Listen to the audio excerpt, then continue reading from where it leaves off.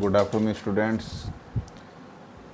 मैं professor S के शर्मा आपका स्वागत करता हूँ एंशिएंट इंडियन हिस्ट्री की सीरीज़ में। आज जो देखेंगे सातवाहन देखेंगे। आज हम सातवाहनों को पढ़ेंगे अच्छी तरह से। और स्टूडेंट्स, जैसा कि आपको पता है कि 2nd सेंचुरी एडी का इनका कार्यकाल है, पीरियड है। और जो मैंने बताया था कि 6ठी शताब्दी ईसा पूर्व गंगा घाटी का जो आर्यकरण हुआ, गैंगेटिक रीजन का, उसी तरह से 2nd शताब्दी ईस्वी में 2nd सेंचुरी एडी में जो गोदावरी नदी है उसका भी आर्यकरण हुआ है। अब देखिए, पहले तो आर्यकरण होता है पूर्व से पश्चिम की तरफ सभ्यता का, फिर दूसरा जो फेज है वो उत्तर से दक्षिण की तरफ होता है। और यहाँ पे जनजातियाँ रहती हैं और गोदावरी का मैदान भी बड़ा उपजाऊ है। गोदावरी का जो डेल्टा है, और मिट्टी काली है वहाँ पे, और कपास और अनाज, चावल और इनके लिए बड़ी उपयुक्त है। तो जैसा कि आपको पता है कि इस एरिया में थोड़ा सभ्यता का जो प्रसार है थोड़ा लेट आया है। और सभ्यता के प्रसार में दो तरह से सभ्यता का प्रसार हुआ है। एक तो आर्यंस के द्वारा, जो ब्राह्मण एलिमेंट्स हैं जिसमें, और वो क्या काम करते हैं कि चतुर्वर्ण व्यवस्था को फैलाते हैं। उनका उद्देश्य ये है कि चतुर्वर्ण व्यवस्था पूरे देश में फैले, जहाँ जहाँ हो जाए, और उसमें ब्राह्मणों की श्रेष्ठता जो है वो स्थापित हो। पहला तो आर्यकरण इस तरह से होता है। लेकिन 6ठी शताब्दी ईसा पूर्व दूसरा एलिमेंट आया है इसमें, बौद्धों का। तो बौद्धों का आर्यकरण ऐसे, बौद्धों ने इस क्षेत्र का आर्यकरण इसलिए किया क्योंकि वो बौद्ध धर्म को फैला रहे थे बदस्तूर, और बौद्ध धर्म अब अंतर्राष्ट्रीय लेवल पर फैल चुका है। तो इस लेवल पर भी वो क्या काम करते हैं कि नीचे सतपुड़ा रेंज से नीचे भी बौद्ध धर्म फैला रहे हैं। और जब बौद्ध धर्म फैला रहे हैं तो अब देखिए, इसका शहरीकरण या इसका डेक्कन प्लेटू जिसको बोलते हैं, दक्कन का जो क्षेत्र है, उसका जो शहरीकरण हुआ है, उसका भी शहरीकरण इसी क्रम में हुआ है कि पहला तो धान की रोपण विधि का गोदावरी नदी घाटी में प्रयोग, दूसरा लोहे का प्रयोग, जैसा कि मैंने उत्तर गंगा घाटी के मैदानों में पढ़ाया आपको, और तीसरा है लिपि का प्रयोग, मतलब एक भाषा का प्रयोग प्लस लिपि का प्रयोग। और ये लोग प्राकृत भाषा का यूज करते हैं और कभी कभी संस्कृत का भी करते हैं। और तीसरा है मानकीकरण। मानकीकरण कहते हैं standardisation of the script and standardisation of the language, दोनों का स्टैंडर्डाइजेशन हुआ है। और इसमें सभ्यता फैली कैसे है कि ये देखिए कि यहाँ पे जनजातियाँ रहती है जिनको आंध्र जातियाँ ज़्यादा कहते हैं लोग, क्योंकि आंध्र प्रदेश और उत्तरी महाराष्ट्र के आसपास ये रहती हैं। तो सातवाहन भी अपने अभिलेख में खुद को आंध्र जातीय कहते हैं। पुराणों में भी इन्हें आंध्र जातीय कहा गया है कई बार। हालांकि हैं वो ब्राह्मण, लेकिन कन्वर्टेड हैं सब लोग ये। तो अब इसमें क्या हुआ कि इन लोगों ने, बौद्धों ने भी यहाँ पे क्या काम किया कि ग्राम दान दिए, विहार दान दिए, और जिले के जिले विषय आहार जिनको कहा जाता था वो दान दिए। उनमें पहाड़ी को काटकर जो है चैत्य और विहार और स्तूप बनवाए। और सातवाहनों ने भी यही काम किया सेम। उन्हें सामंतीकरण है, सामंतीकरण की भी प्रक्रिया यहीं से शुरू होती है कि पहले सातवाहनों ने, देखिए सातवाहनों ने सबसे पहले जो है गौतमीपुत्र सातकर्णी का नाम आता है, जिसमें वो सबसे पराक्रमी राजा है, और उसका 2nd सेंचुरी एडी का जो है कार्यकाल है। और सबसे पहले उसने शकों को पराजित किया, जिनमें कि नहपान जो है वो राजा है, और उसको पराजित किया, और जो कि गुजरात, काठियावाड़ और इस क्षेत्र में राज करते हैं, और क्षत्रप प्रणाली है उनमें। और देखिए, कुषाणों के बाद जो सबसे ज़्यादा ताकतवर जिनका साम्राज्य वो शक हैं, समझ रहे ना। वो पश्चिम भारत में भी और दक्षिण पश्चिम भारत में भी शक हैं। महाराष्ट्र और गुजरात उनका मुख्य रूप से है ये। और छैरात जो उनकी ब्रांच है, छैरात शाखा से हैं वो, और छैरातों को इसने पराजित किया गौतमीपुत्र सातकर्णी ने। वो उसका अभिलेख नासिक अभिलेख में उसको बताता है वो। और उसके जोगलथम्बी जो से भी जो सिक्के मिले हैं, उससे भी पता चलता है कि उसके सिक्कों पर भी उसने ये चीज़ मेंशन की है, ये विजय। तो अब देखिए, अब इस पे जो सबसे बड़ी बात ये है कि वो उसको हराने के बाद में, शकों को हराने के बाद में सेम वो ही काम करता है जो देखिए उत्तर में पुष्यमित्र शुंग कर रहा है। कैसे कि उत्तर में जो पुष्यमित्र शुंग काम कर रहा है, वो क्या काम कर रहा है कि वो एक ब्राह्मण, परशुराम का अवतार और क्षत्रियों का अंत करने वाला, वेदों का रक्षक, वर्णाश्रम धर्म का रक्षक, ये सारी उपाधियां ऐसे ही ले रहा है। और जो उत्तर में पुष्यमित्र शुंग उससे पहले लेता है। और सेम यही ट्रेंड जो है वो सातवाहनों ने अपनाया। इसका मतलब सेम है कि वो वर्ण व्यवस्था को स्थापित करने के लिए कटिबद्ध है, दक्षिण में, दक्कन में, सॉरी, और डेक्कन में पूरी वर्ण व्यवस्था का अपने आप को सर्वे सर्वा और मालिक समझे हुए है, और उसने उसे लागू भी किया। देखिए, अब ये इसमें जो सातवाहनों के, अच्छा सातवाहन हैं तो आंध्र के और महाराष्ट्र के, लेकिन शासन प्रशासन और सामाजिक व्यवस्था में वो नकल उत्तर की करते हैं। जब कोई नया धर्म अडप्ट करता है ना कोई भी जनजाति, तो वो और भी ज़्यादा थोड़ी एग्रेसिव, कट्टर, और भी ज़्यादा क्या कहते हैं ना इसको, उन्मुक्त, और भी ज़्यादा एक तरह से वो होती है कि हम उसे ज़्यादा फैलाए अपने धर्म को। तो ब्राह्मणवाद को फैलाने में जितना उत्सुक पुष्यमित्र शुंग है, उससे भी ज़्यादा उत्सुक जो है वो गौतमीपुत्र सातकर्णी है। ठीक है ना। अब उसकी जो एक तरह से प्रशासनिक शाखाएं हैं वो भी वही हैं जो मौर्यों की और शकों की और एक तरह से पुष्यमित्र शुंग की है। देखिए, उसके अंतर्गत भी विषय है, आहार है जिसको कि जिला कहा जाता है, फिर ग्राम है, ग्रामणी है जिनको वो कहता है एक तरह से वो ग्रामों का अपना विषयपति कहता है, और फिर ब्राह्मणों को दान देने की परंपरा है। इसमें सबसे ज़्यादा जो है ये है कि वो ब्राह्मणों को बहुत सारा दान देता है। ठीक है ना। अब ये सामंती प्रथा का शुरुआत है। देखिए, सातवाहनों ने से पहले जो दान दिए जाते थे वो सेवा, सैन्य सेवा के बदले दिए जाते थे, लेकिन अब धार्मिक सेवा के बदले, जो धर्म के प्रति सेवा करते हैं, उन ब्राह्मणों को गांव के गांव दान दिए गए। तो ये सैन्य क्षेत्र में सेवा के बदले, धर्म के सेवा के बदले में एक ट्रांसफर है। तो सामंतवाद के जैसा प्रोफेसर रामशरण शर्मा ने आगे बताया कि दो चरण हैं, कि पहला तो सैन्य सेवा से शुरू होता है, लेकिन फिर वो दूसरा धर्म सेवा से शुरू होता है, और ब्राह्मणों का उसमें सबसे ज़्यादा योगदान है। तो सातवाहनों ने इसको धर्म से जोड़कर फैलाया, और सारे देश में जो दक्षिण का क्षेत्र है उसमें सामंतवादी प्रथा की जो है वो शुरुआत है। ठीक है ना। अब दूसरा जो इनका सामाजिक दायरा है वो भी यही है कि वो अश्वमेध यज्ञ करते हैं और एक तरह से अपने आप को वेदों का रक्षक कहते हैं। प्लस अब ये बात देखिए कि ये क्या कोइंसिडेंस है कि सारे दक्षिण में मैं बताऊंगा जी, जितनी भी जनजातियां हैं उनमें सत्ता मात्र सत्तात्मक है। केरल में, तमिलनाडु में उस टाइम पे जनजातियां हैं जितने भी, तो सातवाहनों ने सब चीज़ तो उत्तर से ग्रहण कर ली, लेकिन उन्होंने पितृसत्तात्मकता ग्रहण नहीं की। और ये बड़ी बात है एक, वो अभी भी माता को जो है घर का मुखिया मानते हैं, और माताओं से ही उनका नाम चलता है। देखिए, जैसे वो खुद गौतमी पुत्र सातकर्णी जो है, वो गौतमी पुत्र, उसकी गौतमी उसकी माता का नाम है। फिर उसका उत्तराधिकारी है यज्ञश्री सातकर्णी, और फिर वशिष्ठी पुत्र पुलुमावी एक और शासक है, और एक नागनिका जो एक इनकी रानी है, उसने खुद शासन किया, और नासिक अभिलेख में उल्लेख है नागनिका का। तो कहने का मेरा मतलब ये है कि ये चीज़ें जो है वो ले रहा है गौतमीपुत्र सातकर्णी, जो कबीलाई समाज से आती हैं। ठीक है ना। अब चलते हैं कि सातवाहनों का जो व्यापार है, कृषि है, अर्थव्यवस्था है, वो कैसी है।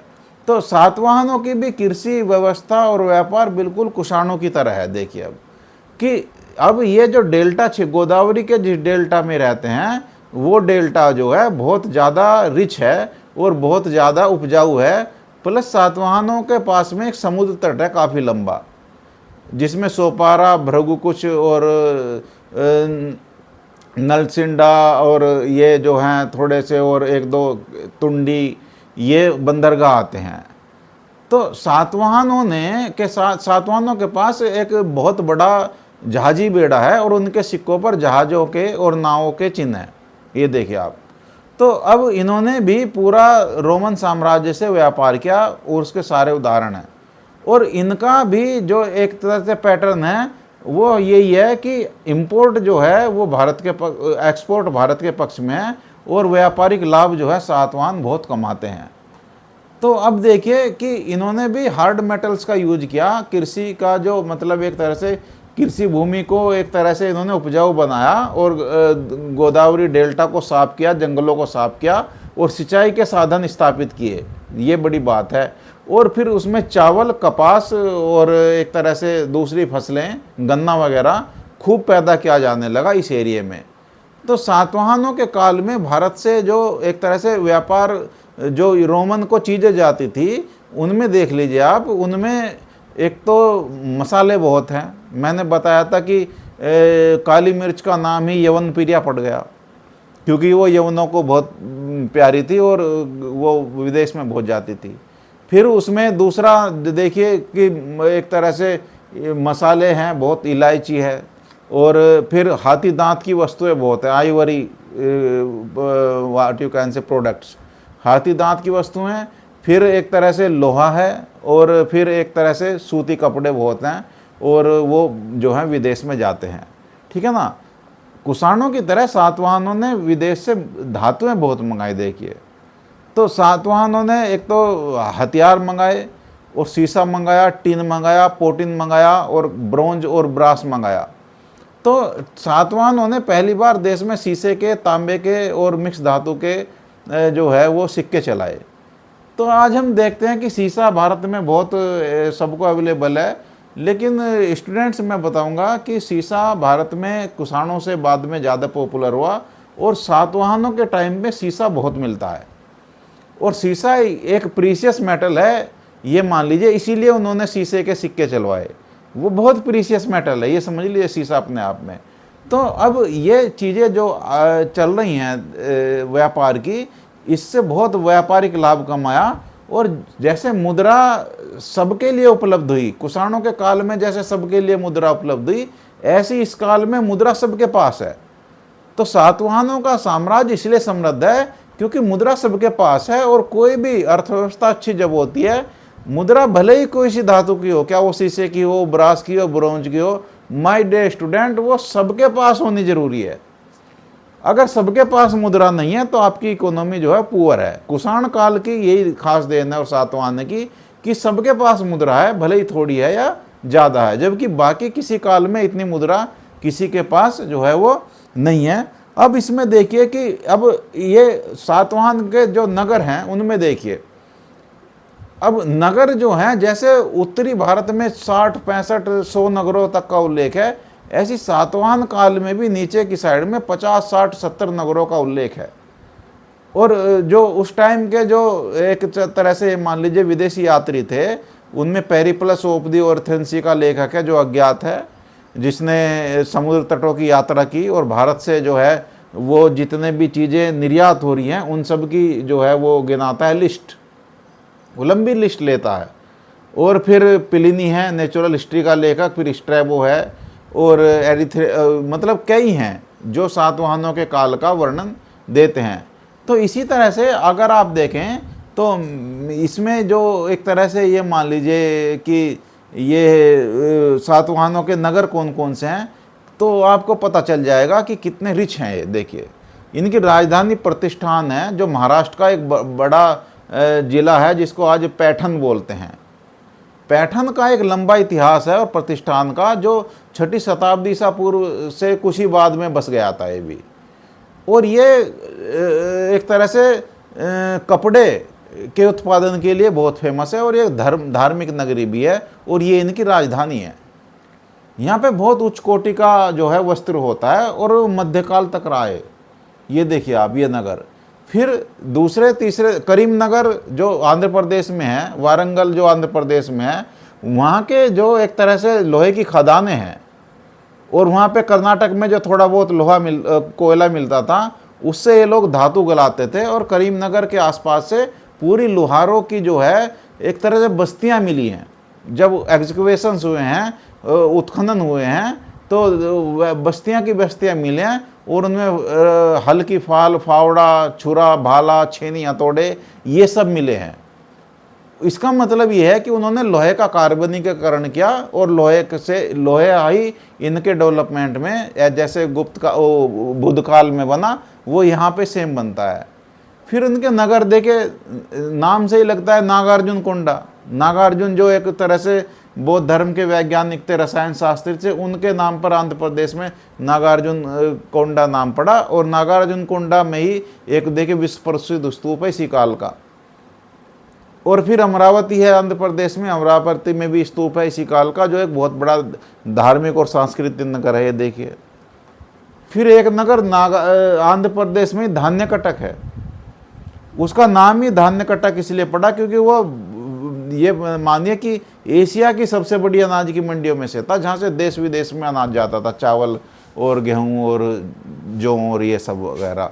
उसका नाम ही धान्य कटक पड़ा, देखिए। फिर ऊपर देखिए सोपारा है, जिसको मुंबई कहते हैं आज के टाइम में, जो इतना बड़ा बंदरगाह है। फिर भड़ोच है, जो भृगु कुछ कहा जाता था उस टाइम पे, जो गुजरात का प्रमुख बंदरगाह है, ठीक है ना। और फिर एक तरह से नासिक, कार्ले, जुन्नार। तो ये देखिए कि कितने नगर हैं जो महाराष्ट्र में है, नासिक, कार्ले, जुन्नार। और नासिक, कार्ले, जुन्नार में देखिए कितनी विश्व प्रसिद्ध गुफाएं हैं। अब सातवाहनों का जो कंट्रीब्यूशन है वो ये भी है कि अब देखिए, कहता तो इनको ब्राह्मण है सब, ठीक है, ब्राह्मण धर्म का प्रचार किया, लेकिन ये देखिए माय डियर स्टूडेंट्स, पैरेलली आप किसी सभ्यता को खत्म नहीं कर सकते। होड़ लगी हुई है, ब्राह्मण तो ब्राह्मणवाद फैला रहे हैं और बौद्ध बुद्धिस्ट फैला रहे हैं। तो पूरे देश में बौद्ध धर्म दक्षिण डेक्कन में फैला, इसी टाइम के नगर हैं। और सातवाहनों में ज़्यादा नगर जो हैं वो बुद्ध धर्म से रिलेटेड हैं, ये देखिए। तो इसका मतलब कितने रिच हैं ये लोग, और बौद्ध धर्म से बौद्ध धर्म फैला है। जैसे कार्ले, नासिक, जुन्नार, नागार्जुन कोंडा, इनमें बौद्ध विहार हैं जो गुफाओं को काटकर पहाड़ों को काटकर बनाए गए, जो रॉक कट हैं। तो मैंने जैसा आपको बताया था कि बहुत बड़ी बड़े पहाड़ों को काटकर बनाए गए हैं, और कई हजार आदमी उनमें रहते थे। विहार का मतलब होता है सन्यासियों का रहने का स्थान, और चैत्य का मतलब होता है जहाँ चिता, जहाँ बौद्ध धर्म के रेलिक्स पे, अवशेषों पे वो स्तूप और वो उनके पूजा करने के स्थान बनाए गए। और स्तूप भी एक तरह का चैत्य ही है। तो कहने का मेरा मतलब है कि अब देखिए, जो अजंता की कुछ गुफाएं ऐसा माना जाता है वो सातवाहन काल में बनी, और उनका जो कटिंग हुई है वो अद्भुत है, पूरी दुनिया में अद्भुत है अजंता की गुफाएं, और वो सातवाहन काल में उनका विकास हुआ है। तो अब ये देखिए कि इतने सारे एक तरह से इनमें, फिर देखिए कि नए नए एक तरह से एक नए नए प्रोफेशंस, जैसे महावस्तु में बताया गया है, और मिलिंद पन्नों में बताया गया है 72 प्रोफेशन, 36 प्रोफेशंस, ऐसी इनमें नए नए प्रोफेशंस का विस्तार हो रहा है। और श्रेणी और संघ, जिनको कहते हैं गिल्ड्स, उनका दक्षिण में विस्तार हो रहा है, देखिए। और इनमें सबसे बड़ी जो श्रेणी और संघ है वो गंधिक है। शिल्प बहुत हैं, लोहार, बढ़ई, सोनार और बुनकर और तंतु आए, ये तो आपने सब पढ़ा ही होगा। लेकिन सबसे बड़ी बात है कि शिल्प देखिए, गंधिक माने गंध बनाने वाले, इत्र बनाने वाले श्रेणियों का उल्लेख है बाकायदा इस टाइम के ग्रंथों में। और बाद में उसी से गांधी शब्द बना है, और वो गुजरात में एक पूरी कम्युनिटी फेमस हो गई, यहाँ महाराष्ट्र में। तो उसी शब्द से गंधिक आया है। और बाद में क्या हुआ कि श्रेणी और संघ इतने फेमस हुए कि दक्षिण में श्रेष्ठी को चेट्टी, शेट्टी, सेठी, सेठ शब्द आया, देखिए श्रेणी से ही, और संघ गिल्ड्स बने। तो ये जो शब्द आए हैं ये वहीं से निकले हैं। और उसको क्या कहते हैं, वो श्रेष्ठी दक्षिण में देखिए, तटीय जितने भी नगर हैं आंध्र के या महाराष्ट्र के, उनमें एक बहुत बड़ा व्यापारी वर्ग पैदा हो गया, और ये परंपरा विदेशों में जहाज ले जाने तक शुरू हुई, और ये व्यापारी वर्ग इतना बड़ा हो गया कि देखिए आधुनिक काल तक देखिए सारा व्यापार तटीय नगरों पर तभी का बसे हुए हैं, ये तभी से व्यापार होता है। और ये नाम भी तभी से आए, सेट्टी, चेट्टी और सेठ, पूंजीपति, ये सब नाम, ठीक है ना। और कारवां का हेड, मुखिया, सार्थ हुआ।